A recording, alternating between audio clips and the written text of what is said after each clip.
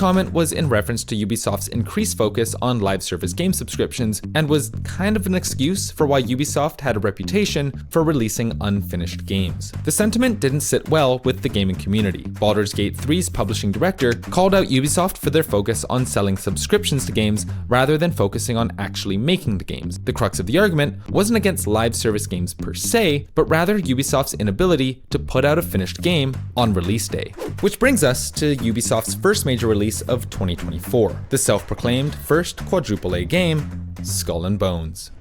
When Ubisoft released Assassin's Creed Black Flag way back in 2012, it was clear that pirates were a moneymaker. Not one to let an opportunity slip away, Eve ordered Ubisoft to start work on another pirate game immediately and quickly. Unfortunately, that turned out to be not very quick at all.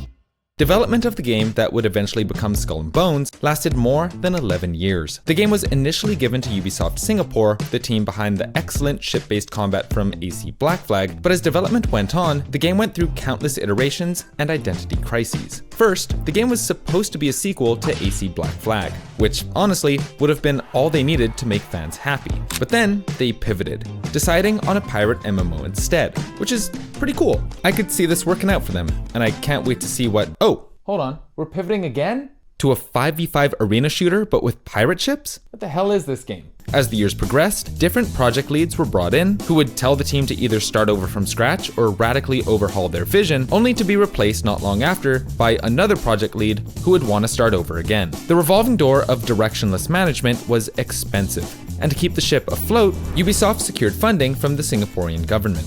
In 2021, it finally seemed like the game was going to come out, and Ubisoft touted Skull and Bones as the first ever quadruple-A game. This was a big claim, but with 8 years in development and $120 million spent, this game had to be good, right? I mean, no other games that received countless delays and inscrutable hype ever failed to live up to expectations. Well, maybe. Plus, people were really excited to see what kind of game they decided to make after all those years under construction. Can you guess what they came up with? Drumroll please.